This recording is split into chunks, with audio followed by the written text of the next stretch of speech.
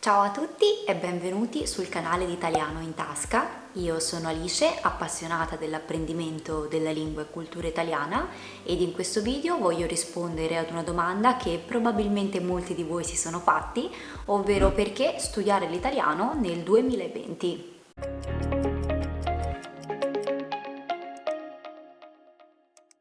Quando decidete di investire il vostro tempo e le vostre energie nell'apprendimento di una lingua straniera e magari diventare anche piuttosto fluenti nel parlarla, dovete capire quale tra le tante vi può appassionare di più e rispecchiare i vostri bisogni e interessi. Svariati studi scientifici hanno infatti dimostrato gli innumerevoli benefici che apporta l'apprendimento di una lingua straniera, soprattutto a livello cognitivo, per esempio l'aumento della soglia di attenzione, la prevenzione di malattie cerebrali come per esempio l'Alzheimer o la demenza senile. E sapete qual è un altro punto a favore? La possibilità di approfondire e spesso migliorare la propria lingua madre. Infatti, studiando una lingua straniera si vanno a ripassare quelle che sono le basi della propria lingua. Ma perché proprio l'italiano?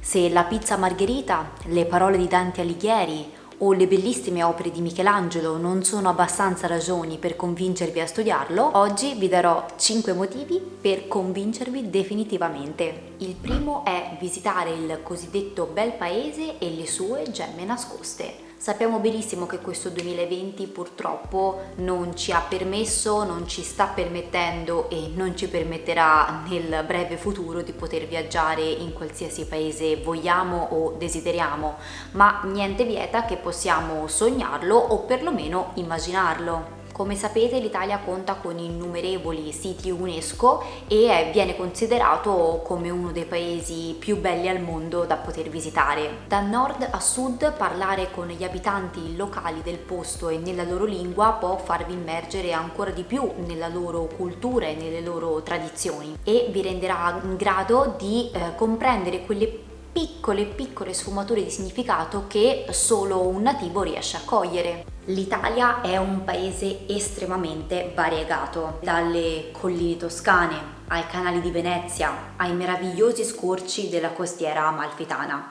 Le varietà paesaggistiche di sicuro non vi mancheranno. Inoltre, la lingua italiana è strettamente connessa al mondo dell'arte, dell'architettura, della pittura, del design. Immaginatevi la bellezza di poter ammirare i capolavori di Leonardo da Vinci dal vivo o i quadri di Botticelli alla Galleria degli Uffizi di Firenze, per esempio, e poterne anche parlare in italiano. Senza dubbio la vostra esperienza sarebbe ancora più autentica. Il secondo motivo è godersi il cibo italiano come mai vi sareste immaginati prima. Un po' tutti, appena sentiamo la parola italiano, pensiamo subito al cibo. È normale. La cucina italiana è forse una delle più famose al mondo ed è anche parte integrante, se non fondamentale, della nostra cultura. Il cibo è famiglia, è motivo di ritrovo, è passione, è piacere in Italia. Poter leggere un menù in italiano, riconoscere le varie combinazioni di sapori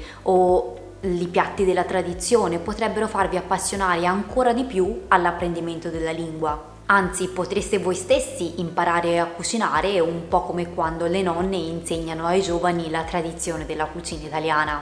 Passiamo ora alla terza ragione per studiare italiano nel 2020, ossia fare un tuffo nella bellezza della lingua stessa. Una delle particolarità della lingua italiana è il suo suono melodico e gentile che spesso e volentieri rimane proprio in testa. Anche se inizialmente la grammatica può essere più complessa, ci saranno sicuramente delle parole o delle espressioni che rimarranno nella vostra memoria in maniera proprio naturale. L'italiano trova le sue origini nel latino volgare e oggigiorno su tutto il territorio sono presenti molti dialetti e accenti differenti che all'inizio potrebbero spaventare, ma non fanno altro che rendere ancora più interessante la lingua stessa. Quando si impara una lingua straniera si riscopre moltissimo anche della propria, facendo paragoni, ripassando le regole e le fondamenta della propria lingua. Questo in particolar modo succede con le lingue cosiddette romanze. Lingue romanze, famiglia linguistica indoeuropea che nasce nell'area chiamata dai linguisti Romagna. Dette anche neolatine si suddividono in 5 gruppi: ibero-romanzo, cioè i dialetti portoghesi, spagnoli e catalani; gallo-romanzo, dialetti francesi, occitanici o franco-provenzali; il romanzo alpino, i dialetti ladini; l'italo-romanzo, i dialetti gallo-italici, veneti, toscani, centro-meridionali e sardi; il balcano-romanzo, dialetti rumeni e il dalmatico ora estinto. Con la colonizzazione moderna si sono estese in America, Africa e Asia. In base alla situazione comunicativa in cui ci troviamo, le lingue romanze ci offrono la possibilità di poter spaziare da un linguaggio più formale a informale. Nel primo caso si tende ad utilizzare parole più ricercate, più eleganti, ci si rivolge spesso a persone estranee che non si conoscono o ci troviamo in contesti che richiedono un linguaggio più ricercato. Nel secondo caso invece utilizzeremo espressioni colloquiali, il nostro interlocutore sarà familiare e utilizzeremo un lessico più basso. Questo per esempio nella lingua inglese dimostra l'origine di alcune parole che hanno suoni molto simili a quelle italiane, per esempio tremendous, tremendo, o conspicuous, conspicuo, o innocus, innocuo. Ma come si approccia una lingua nuova? Come si migliora se abbiamo appena iniziato a studiare? La teoria certamente aiuta, saper coniugare i verbi, sapere tanti più vocaboli possibile è necessario per poter parlare una nuova lingua. Il consiglio che do a tutti quanti, sia principianti che non, è quello di iniziare a entrare in contatto con la lingua che volete imparare attraverso film, la TV, serie televisive, video YouTube. In questo modo cominciate per così dire a far abituare l'orecchio alla nuova lingua.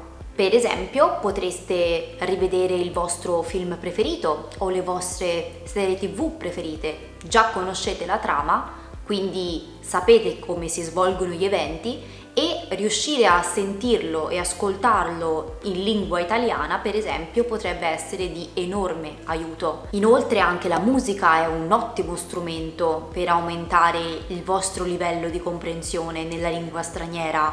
Ascoltate musica italiana, vecchia, nuova, quella che preferite. Scaricatevi magari il testo delle canzoni, provate a tradurlo oppure cercate parole che vi suonano interessanti. Iniziate a leggere magari qualche libro in italiano, anche qualche favola per bambini per esempio. Fatemi sapere nei commenti qua sotto se c'è qualche consiglio che vorreste ricevere in merito a libri o film, canzoni, serie TV italiane che magari potreste essere interessati a vedere, oppure se già conoscete qualche cantante famoso, qualche attore, qualche serie TV o qualche libro in particolare che avete letto e che vi è piaciuto. Ricordatevi anche che potete seguirmi su Instagram e contattarmi in qualsiasi momento per chiedermi un consiglio, trovare un confronto o magari propormi qualche suggerimento per i prossimi video. Il quarto motivo invece è accettare una sfida e uscire dalla propria comfort zone, ossia la zona di comfort. Imparare una lingua straniera è un ottimo modo per fare nuove amicizie, incontrare nuove persone con cui condividere degli interessi in comune,